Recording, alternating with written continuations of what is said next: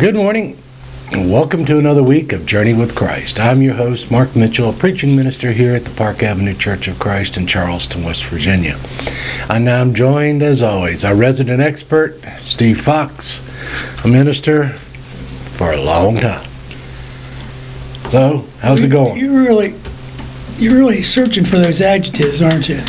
Well, Resident, expert. I do live here. Mm-hmm. I don't know about the expert part. I told you 5 or 6 weeks ago what an expert was. Yeah. Yeah. Somebody who's, in fact, we're going to do that. We're going to do that verse today. If you went back to Ohio, they wouldn't accept you as an expert. No, not even close. Matter of fact, when I graduated from Harding University, down at the bottom of my diploma, I had to sign where it said on the bottom of the diploma that I would not either come back there or tell anybody that I graduated from it. They gave me a little tiny laminated diploma about this big. Mm-hmm. You can put it in your front windshield and park in any handicapped space in the United States. So I've used that several times. That's helpful. No, good. Okay, I want to tell Susie that when I get home. I'm a resident and I'm an expert. Yeah, there you are. There you are. For those of you, I apologize for last week. You tried. I had flooding. I had flooding, so it was, but anyway. And the holiday, it was just bad all around. Long time ago, don't ask me what year, I heard a preacher tell this story when I was growing up in Mansfield. He said this guy died and he was getting ready to go through the gates. Peter was going to let him in the gates. He said, "You have to tell us one magnificent thing you accomplished in your life, or one event." And the guy said, "Oh, I know what that is." He said, "I was in the Johnstown flood, Johnstown, Pennsylvania." Mm. He said, "You were?" He said, "Yeah." He said, "Well," he said, "I'll tell that story." And the angel said, "Well, you can go ahead and tell that if you want to, but you got to remember, Noah's going to be in the crowd." Oh, well, I'm glad you didn't flood it all that bad. Yeah, me too. I'm still working on cleaning up the mess. We have been in the study of who is Jesus, what were the responses, what was recognized and what wasn't recognized. And today we're going to be in Mark chapter 6, actually talking about the very thing that you were talking about a while ago. You want to read it? Sure. Mark 6, 2. Give one, because that brings it into context what you're talking about. Read which one? Verse 1. Also. Oh, yeah. He went away from there and came to his own country, and his disciples followed him. And on the Sabbath he began to teach in their synagogues. And many who heard him were astonished, saying, "Where did this man get all this? What is this wisdom that's given to him? What mighty works are wrought by his hands? Is not this the carpenter, the son of Mary, and the brother of James and Joseph and Judas and Simon? And are not his sisters here with us also?" And they took offense at him. There's one of the responses of Jesus in the first century. And they took offense at him. And Jesus said to them, "A prophet is not without honor, except in his own country, and among his own kin, and in his own house." You know, actually, this is the one time that I venture to say that the NIV has this one right. Okay. Over verse 1. Mm-hmm. Jesus left there and went to his hometown. I think that's correct. Yeah, because... It's better than own country. Yeah, own country, because hometown is... We all recognize what that means. Hometown is where people not only know you, they know your family, they know your descendants. I mean, it was always... used to be years ago, and of course I know I'm talking to people who are watching this who can relate to this part. you'd go up to somebody, and especially if you were younger, and they want to know, whose child are you? And they would start going through all the various divisions and separations. Now, you must be Aunt Eda's grandson, and they go through all that stuff, you know. Because not only do they know you, they know your family. Mm-hmm. They know where you came from. They know what your experiences are. One thing about America that we don't necessarily understand as it relates to the rest of the world and throughout history is that whatever station you were born in was generally the station you stayed in. That was one of the things that when the founding fathers, I know that it's kind of a unique way to express it, but that's how a lot of people understand it. We're writing all this, the Constitution and the declarations. This was one of the very important founding ideas, that you could move out of your own station. Mm-hmm. They had come from England, and most of them there weren't plantation owners. Most of them were people who's trying to get away from the plantation owners and so forth. Jesus comes back to his hometown, and immediately they can't recognize who he is.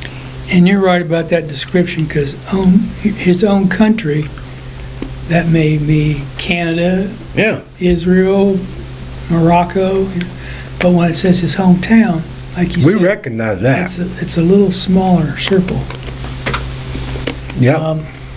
And you're right about the relatives too. I had a really good friend that grew up in Parkersburg, and I was never involved with this, but he said that he and two of his friends, every Saturday afternoon and every Sunday afternoon, they'd walk over to the park in Parkersburg because somebody was having a picnic over there. Or a family reunion. And he said they just walk through, pick up a plate, and finally one, he's like, "Aren't you Aunt Millie's son?" No, Yeah. no, that's somebody else. Most of the time, they're not going to think anything of it. No, That's like people who crash weddings, but you're right. You know, it is one of the things that today, when was the last time you even went to a family reunion? oh, or wanted to go. Well, I'm just saying, We had a when? family at Elkview, went to Elkview Church, and he and his wife invited me and Susie. This is the first year we lived at Elkview. They invited us to their family reunion, and that was so nice. But we didn't want to go. I told Susie, I said, I don't want to go to my own family reunion. Yeah. Now we're going to family reunions where we don't know anybody. Yeah, but there is something. It was kinda- okay. I've always, well, you know what I'm admired, and the part of the things that I feel like we've kind of like lost as society is appreciation from where we came from. Mm-hmm. I mean, there's been a lot of our ancestors who worked hard and paid prices that we now have. I don't mean to go patriotic on us, but where we're from is important, and it's also important to recognize that when someone is different than the rest of their family, and they should have seen Jesus was different, Yes, yeah. and accepted that. If they And- didn't, and as you said, they took offense at him. That was their response. They were offended that he was so wise. And we don't want him here. Yeah, he reminds us of how stupid we are, or how irrespectful we are. So, and I like it, what Jesus says. He was amazed at their lack of faith. He doesn't say that, but that was the comment that Mark writes, that Jesus was amazed at their lack of faith. And this is probably in the last part of Jesus' ministry. Yeah. Because in the Gospels, there might be short snippets of things that happened. It's not always in chronological order. No. But most of these words that we wrote on the list, they marveled, or his family. His family was, this isn't used in the NIV or the RSV, but the family was just disgusted. Because they were embarrassed, because he's out there telling people he's the Messiah, and we know he's not.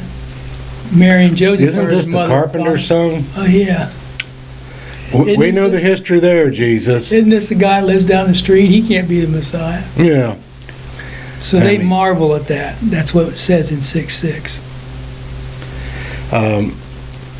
Well, our next text that you have got for us is 14 through 15. I'll let you Now this is We're still in chapter 6. chapter 6. For King Herod heard about this,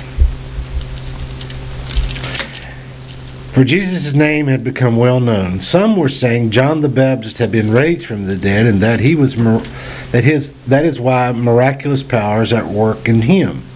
Others said he's Elijah, and still others claimed he's a prophet like one of the prophets of long ago. But when Herod heard this, he said, John, whom I beheaded, has been raised from the dead. That's kind of creepy, isn't it? Yeah. That Herod thinks, I know who this guy is. He's the guy I killed. Yeah. And somebody raised him from the dead, so now he's after me again, trying to play with my mind, or at least play with what I have in my mind about the identification of who this guy is. You know, I've often wondered, our society, even today, is enamored by people or ideas of people being raised from the dead. I wonder if he was thinking this was like Jesus the zombie, or, because being raised from the dead takes on a myriad of connotations of what this possibly can mean. And he'd heard about Lazarus, and he'd heard about the little girl that Jesus... Well, this story here is a little bit earlier than that, because this is just after he sends out the 12. Yeah, but what I meant was his reputation. He's not sitting in one place and not doing anything. Right. He's working in different places, and that's why Mark says he went back to his own country. Yep. I mean, he was traveling around. I mean, he was much like, I guess it would have been years ago, he was on the circuit, the preacher circuit. He used to be, preachers long ago would travel, and they would have maybe 4, 5, 6, maybe 8 churches, and they'd go there once every month or once every 2 months. Circuit preachers. And you also, I don't think there's a verse that just comes right out and says this, but you kind of get the indication as you read through the 4 Gospels. Jesus doesn't get up in the morning and say, we're going to go over there to 426 Beach Avenue, and I'm going to do... He walks around and almost literally finds things to do, finds people to heal, finds people who are dead. And we only have, we have a few instances where we were privy to the Spirit telling, this is what I want you to go do this. Mm-hmm. For the most part, you're right. He's just living his life and getting up every morning, whatever path he's on, and he comes to his point. He's just trusting that God will give him insight as he's moving throughout the if you've world. ever been on a mission trip, you can recognize that a little bit in your own work. Because, people work at clinics in foreign lands, but they don't know that morning who they're going to help heal unless somebody stayed there all night. Somebody might bring somebody in, and that's where you start your work. That's where you start your ministry. That's where you start work in the clinic or out in the street. You usually don't have a daily schedule. It says it's in 7:30 I'm going to be here. At 8:30 I'm going to be here. So what was their action according to chapter 6? Their action was... He's somebody else. Well, I don't know who he is, but he might be John the Baptist. Might be Elijah. Might be Elijah. He's not who he is. And He doesn't have to wear a mask. No. He doesn't have to try to hide anything, because he's pulling off some pretty good miracles that are making people. And they have to attribute to somebody in the history, so they don't recognize the fact that this could be somebody that God has sent. I have very good. Who's new. I have very good Jewish neighbors who live in the house next to me. He's 98 and she's 94. And we've had discussions several times about passages like this. That's one reason, according to Natalie, that they don't believe Jesus was the Messiah, because he got here and then he went back to his father and nothing changed. Nothing was different. The world was just as lousy as it was before he got here. And also, what she told me was, every Passover they put an empty chair right next to the table. That's for Elijah to come and sit in, because they're hoping that Elijah will return. The way people look at Jesus returning to this earth as well. Yeah, that kind of logic, I think, is kind of, but hey, Well, that's another discussion. I just wanted to bring that up because Yeah. they are people who sincerely believe that, just as sincerely as I believe I that know. I believe. They're looking for Elijah, Yeah, and they're going to treat him right, because they're going to have him a place for him got to a place sit. for him at the table. Yeah. Well, later on down in Mark chapter 6, we also have another encounter that we're going to talk about.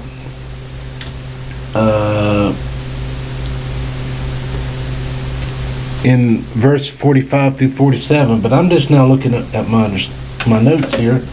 You had something you wanted to talk about of Yeah. all the various things they didn't understand. Let me introduce something else, and then you can go with it and carry it wherever you want to carry it, Okay. and correct whatever you want to correct. Oh, I will. This might take a while. Mark and I, not Mark that wrote the gospel, but Mark and I have had long discussions about what this meant, what these verses mean when Jesus does something or teaches something, and then Mark will say, they didn't understand what he was doing. Yeah. They didn't understand what that meant. Or they ask him, what does that mean? And he would try to explain parables or explain, historical things that you have in Mark. And then they would say, well, we don't know what that means. And some passages just come right out and say, they didn't understand. And a few of those they didn't understand phrases were followed by, they didn't understand it until after he was raised from the dead, after he was resurrected. Now, a lot of them still didn't understand it, but more people had a comprehension of what he said after that happened. So I wrote down a list, and we are certainly not going to go through this list this morning, because if we went through this list this morning, we'd only be here for maybe 2-3 weeks. They didn't understand. There have been times in my life where I really struggled with the idea that there were topics that I didn't understand. Mm-hmm. And mainly that was because I grew up in a church where you understood everything. And if you didn't understand it today, give me a week, and next week in Bible class, I'll explain it to you. Well, we were convinced that through the scriptures, every answer was there. Exactly. But I don't know who came up with that thought process, but they were totally misinformed. Yes. Especially if they were around us very long. Well, no. You know what opened my eyes to that more than anything else? When I went to college, it was really planted in my mind that nobody understands everything. No. Nobody understands half of everything. And here you have passages where Mark says the apostles didn't understand. I wrote down a list of things that I've struggled with and had trouble with, and still to this day I'm still studying those things, and will study them until I can't read anymore. I grew up in a church where eschatology was discussed a lot. Now, some people don't even know what eschatology is. You can die and go to heaven. It didn't really matter, does it, about Eschatology the is. end? No. It's going to be the end of something, and you might not know when it's going to happen or how it's going to happen, but eschatology is, and everybody on TV has the right answer. Everybody else is stupid. Everybody else is just messed up. But I wrote a book, and here's that book, and for $15 you can get it. You can understand it. You can understand it as well as I understand it. Actually, I read recently, and I'm not even going to mention his name because he spends too many times writing these kind of books. But he wrote a book for those who are going to be left behind after the rapture, like what they could do then. Yeah. His logic was, there's nobody going to be here that could tell them. I know who you're talking about, and I know what book you're talking about. Yeah, I was like, you got to be kidding me. And when we get to a certain date and those things don't happen, he'll write another book and make another $1 million. I know. Yeah. Well, there are a lot of things about the end times. All you have to do is sit down one day and watch TV over and over and over again, and you're going to see it. You're going to bump into a lot of TV shows where they explain to you what's going to happen and when it's going to happen. Another thing that really caught me off guard right after I came out of college, and all of a sudden these practical things. In college, nobody taught me how to baptize somebody. Nobody taught me how to have a funeral. Nobody taught me how to have a wedding. It was just like, son, and I saw this the other night, you're on your own. Yep. And those things are a part of the practical side of what you do. And one of the things that really hit me right at the beginning when I was trying to figure out what I was going to do with my ministry and what I was going to do with my life is we had people in our church that had been married before and had been divorced. And boy, some people in the church didn't like that. And they didn't like it to the point that those people couldn't even, nobody said you can't attend here, but you can come here and sit. But you're not going to come here and worship with the rest of us. You're going to just come here and be quiet and sit down. Nobody's going to ask you to participate in anything because there's a divorce in your past. And, that's tough to handle, especially when it's in your own family. Mm-hmm. And my brother-in-law, bless his heart, who was one of the best Bible scholars I ever met, and when I mean scholar, I mean just an average Joe. He was a high school principal. And I was at his house one time, and there was a discussion about marriage and divorce and who's allowed to be remarried and who's not, and what you can do in the church if you are remarried.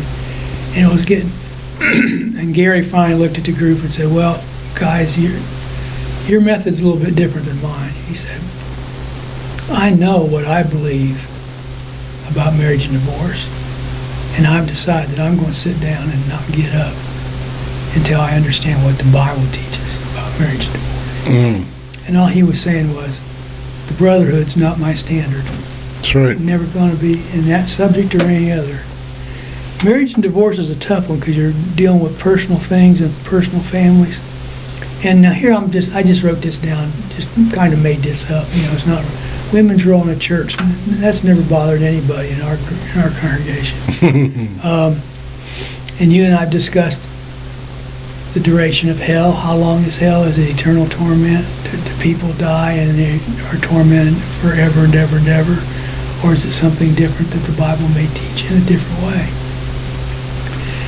If I said, I'm not going to go to church anymore, I'm not going to deal with these people, I'm not going to have fellowship with these people because there are certain things I don't understand, this church building would be empty every Sunday. No, none of us would be here. We'd be home studying, trying to figure out one of these ideas. Well, I don't know where the concept of when you enter heaven, you're going to be given a test to see if you understand. And if you don't have it right, you can't get in. Well, I hope there aren't a lot of questions about Revelation. Because I'm going to pass on a few of those. Well, like I said, I am just mystified by the fact that where this thought process came about. And let me and I've had conversations with super intelligent people who are telling me some of the stupidest things I've ever heard in my life. Thank you. Well, I'm not talking about you, but I watched a TV program yesterday. I could not turn the channel. There was some guy, don't ask me his name, he wrote a book about hell. He said he died and went to hell and saw all this stuff, and then he described everything in his book that I think he wrote it in 1980. He describes everything in there that he saw while and I'm going, that's not even close to anything that you find in the Bible. Not even close. Well, he was able to But he believes that. pull one over. Yeah. And he honestly believes that, so I have to listen You to can't him. be sure he honestly believes that. The longer I listen to him, I mean, he didn't have to make me a He may have convert. convinced his own self. Yes, yes. Uh, But we can do that with any topic in the Bible. I mean, well, yeah. I mean, our very own society does manipulation of things just to prove that they know and understand what's right, what's wrong, what's good, what's bad. Well, we live in a world where I'm so gullible, I can watch TV and they can tell me what kind of cereal I'm supposed to go buy. Yeah. So if they can tell me that, they can tell me things that in their mind have significance and are important in their understanding of the Bible. Well, Okay. So the Go point of it is, the people we read in the Bible in the early parts of Jesus' life fully didn't understand who he was, why he was here, and what he was doing, and didn't always understand what he was saying as far as how it related to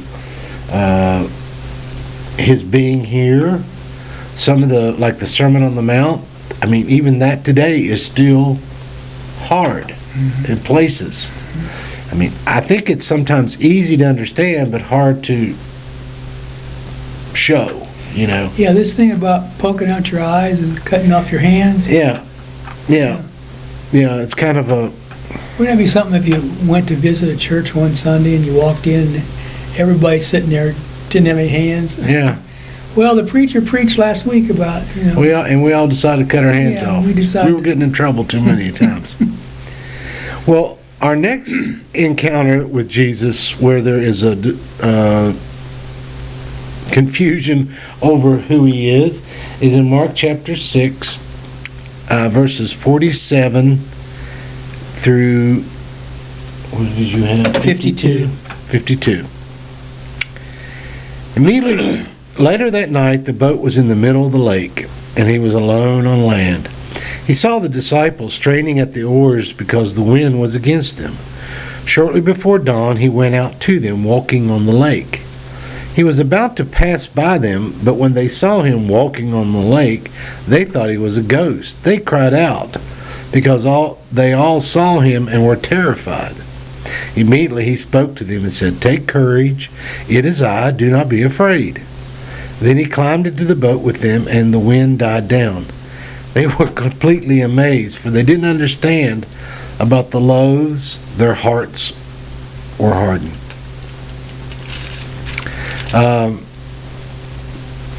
Okay, remember what we asked a couple weeks ago?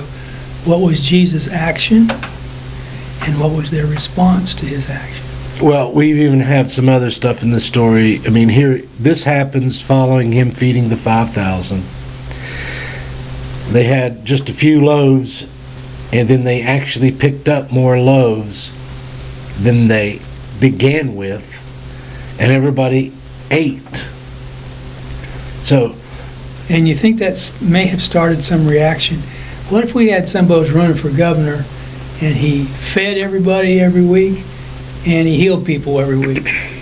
We'd probably vote for that guy. yeah, we'd probably vote for that guy. And so the crowds are looking at Jesus and saying, and there are a couple occasions in They Mark, just don't understand. they don't understand, but they still want to say, we're going to make him king. Yeah, we're going to put him in charge, and they see not only a man who can make something that's very little into enormous amount, and they can't even see him doing it. Mm-hmm. It's not like he says, okay, turn one loaf into 100 loaves. I don't know how it happened, but every time a loaf got broke, it evidently grew back what was just taken. Mm-hmm. And so they see him walking across the water. Now, I've been out on the boat, my boat, a lot. I can tell you what, I saw somebody walking across water.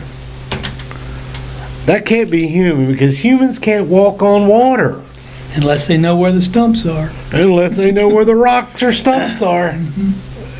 And so, Well, I have trust and hope in you. I think you could walk on water if it was ice. If it was ice, I'd put my money on you. You could probably walk on it. yeah, maybe, if it's thick enough. You're exactly right to bring up this idea of how did people respond when they saw it. How would you and I respond if we saw that? I still get confused sometimes Yeah, over actions that he's done. and I'm sure there were people who went home every night in different homes and different environments who couldn't go to sleep because of what they saw that day or what they heard that day. Mm-hmm. So, I mean, here it is. And he, again, by his very own words, take courage, it is I, don't be afraid. In 52, what we've been talking about, they did not understand about the loaves. They didn't understand. Now, when they don't understand, they still have to make a choice. Do I believe in this guy or do I not believe in this guy? Do I think he's a phony? Do I think he's a magician? Is he just doing stuff that when we look at it, we go, how did he do that? But in verse 52, it says, they did not understand about the loaves, but their hearts were hardened.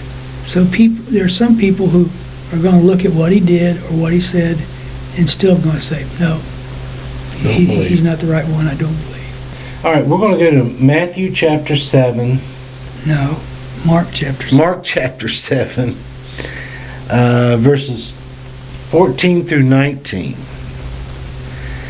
Again, Jesus called the crowd to him and said, listen to me, everyone, and understand this. Nothing outside a person can defile them by going into them. Rather, it is what comes out of a person that defiles them. After he left the crowd and entered the house, his disciples asked him about this parable. Are you so dull, he asked. Don't you see that nothing that enters a person from the outside can defile them? For it doesn't go into their heart, but into their stomach, and then out of the body. In saying this, Jesus declared all foods clean. Except kale. Or oysters, because oysters by their very nature, mushrooms especially, they're just dirt. Yeah. But this is a concept even today we still have a problem with. And it is, I'm going to use that statement, are you so dull? And you have to, it's Jesus' way of asking them, okay, are you going to keep believing everything that these people say, or are you going to trust me for what I know? It's kind of summarized in 18 where he says, then are you also without understanding? Yeah. Are you just as confused as the other people who've been listening to me? Are you going to make an effort to listen to me and to look at what I've accomplished? Or are you just going to, kind of walk away and say, Yeah. that's not worth anything? I mean, even even Peter, when Jesus starts sending food down on blankets, and he won't eat it because he still thinks food defiles. He still didn't get it. And in his defense, the law said that. There were certain foods that he was not allowed to eat as a Jewish member. Right. Having that understanding, so he didn't grasp that the fact that they actually had turned a whole new page, their understanding was going to be different. He still hadn't gotten there. So at times He hadn't gotten there when he was eating with Cornelius either, when he decided he wasn't going to go eat with those people. I mean, Paul calls him on it when he'll eat with Gentiles, Face to face. and then he goes hang out with the Romans and act like he's doing, and Paul just says to him, you hypocrite.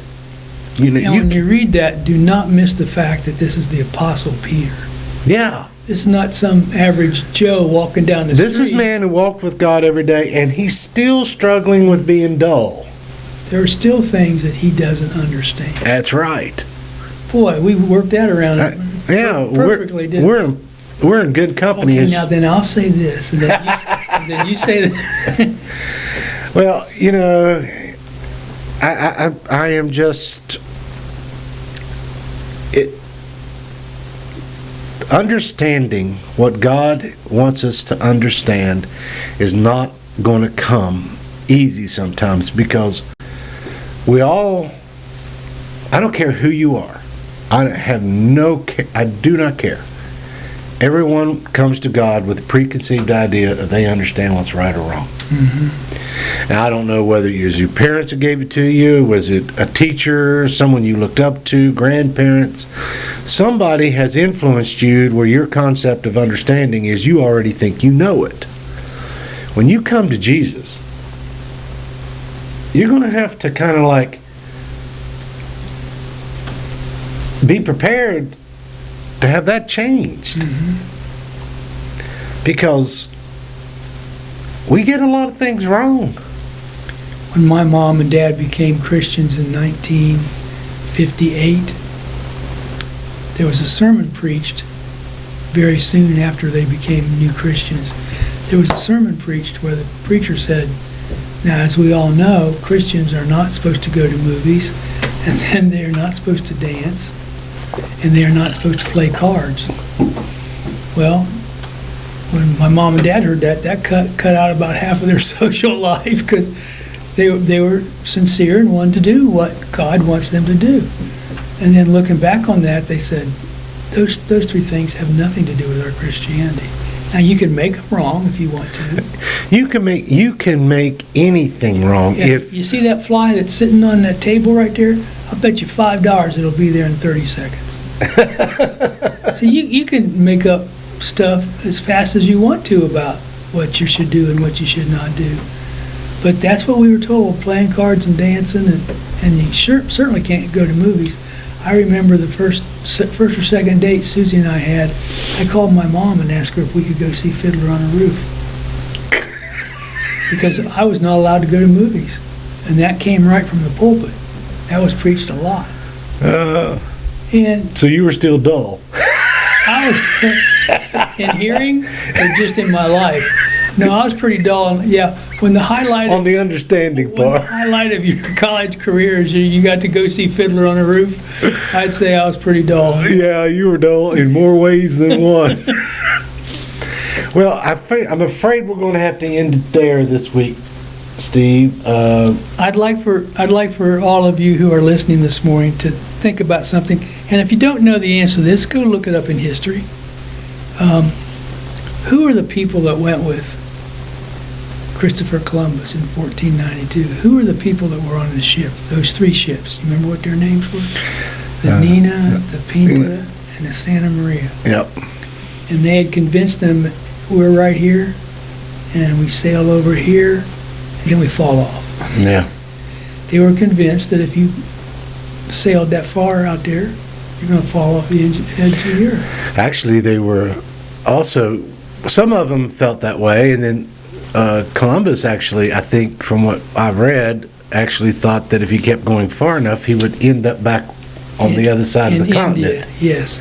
And well, he had no idea that there was a whole world that was in between the full circle. Exactly. And the whole point of that story was, if we find that, we can cut off a lot of mileage and save a lot of money. If we, the question I want you to look up historically, if you maybe don't know the answer, is who are the people who went with Christopher Columbus? I think you'll be pleasantly surprised. Yeah. Who are the people who got on that ship with him and said, what are we doing? Where are we going? Do I need to make arrangements before I leave? Well, we are so glad you've tuned in this week, and we look forward to talking to you again next week. If during the meantime you do have a question, do have a comment, please don't hesitate to give it to us. We love to hear them. And Please don't hesitate to call Mark and ask him to address that question. What did Billy Joe McAllister throw off the Tallahatchie Bridge? We're going to figure that out one of these days. God bless. I'll see you guys next week. I gotta shut this off. Somebody wound him up The today. resident expert is saying